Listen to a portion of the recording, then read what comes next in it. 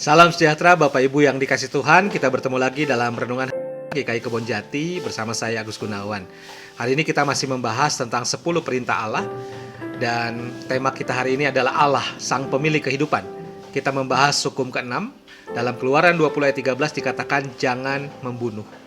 Nah, saudara, kalau saudara masih ingat, ada seorang bernama Ignatius Ryan Tumiwa, usianya 48 tahun, yang menggegerkan kita ketika awal Agustus 2014, dia meminta Mahkamah Konstitusi menguji materi pasal 344 KUHP terhadap Undang-Undang Dasar 1945. Singkatnya, ia meminta agar dilegalkan untuk melakukan bunuh diri. Ia ingin mengembalikan mandat kehidupannya. Nah, saudara, mengapa ia harus bunuh diri? Dalam kesaksiannya, menurut Kompas.com, Ryan mengalami depresi karena lebih dari setahun menganggur. Ryan putus asa padahal ia punya gelar S2 dari jurusan Administrasi FISIP di UI dengan indeks prestasi kumulatif juga baik 3,32. Nah, saudara, membaca kisah pilu tersebut, kita prihatin betapa saat ini orang dengan mudah mengakhiri hidupnya dan tidak jarang juga mengakhiri hidup sesamanya. Saya juga melihat dalam media sosial ada orang yang dicurigai mencuri motor lalu oleh massa kemudian dibakar hidup-hidup sampai mati.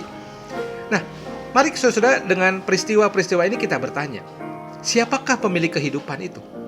Belum lagi ketika kita mengaitkan tentang hukuman mati yang dikaitkan dengan hak asasi manusia yang merupakan isu kontroversial, di mana para tokoh Kristen pun sebenarnya terbagi dua, antara yang pro dan kontra.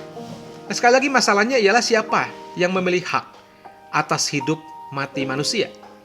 Nah, saudara, dalam bacaan kita hari ini, inti perintah ke-6 ini adalah hak untuk menentukan hidup dan mati seseorang itu ada di tangan Allah. Ia yang menciptakan dan memberikan kehidupan bagi manusia, maka dia pula yang berhak untuk mengambil kembali kehidupan itu. Oleh karena itu, manusia tidak memiliki hak untuk menentukan hidup atau mati, baik bagi dirinya sendiri maupun bagi sesamanya. Nah, lalu bagaimana dengan sistem hukuman mati yang diberlakukan?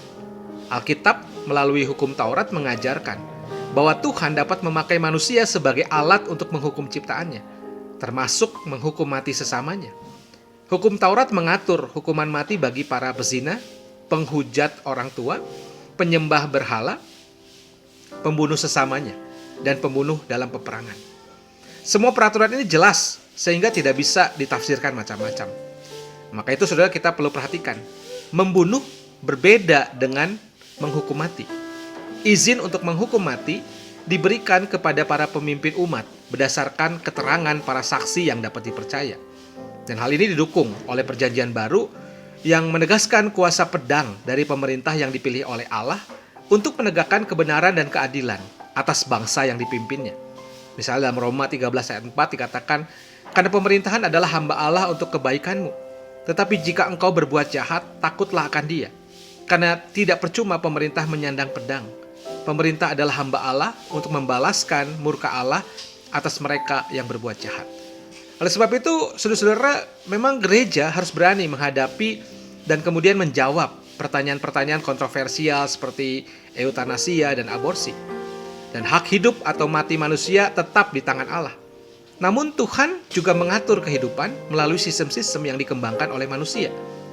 Oleh karena itu, kita harus selalu bertanya, apakah setiap keputusan yang diambil pemerintah atau lembaga yang berwenang sedang mewujudkan kehendak Allah atau sedang bermain sebagai Allah? Jiwa manusia, Bapak Ibu sekalian, berharga di matanya. Karena itu kita harus menjaga dan menghormatinya. Dan kita juga harus hati-hati, saudara. Saat ini kita bisa juga membunuh sesama dengan perkataan kita yang tanpa sadar menyakiti mereka dan membuat mereka tidak bertumbuh, kehilangan pengharapan dan kemudian masa depan. Perasaan terluka tersebut kadang-kadang membuat mereka akhirnya mengakhiri hidup. Tidak jarang seperti itu. Maka itu, saudara, mari kita membangun kasih persaudaraan dengan sesama kita.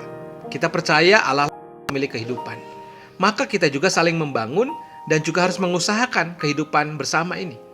Oleh sebab itu, mari saudara berhati-hati. Jangan sampai kita membunuh sesama kita dengan sikap, perilaku, perkataan kita. Tetapi marilah hari ini kita saling membangun dalam kasih, menjaga terus kehidupan yang diberikan Allah ini dalam relasi yang baik dengan sesama kita. Tuhan memberkati kita. Amin.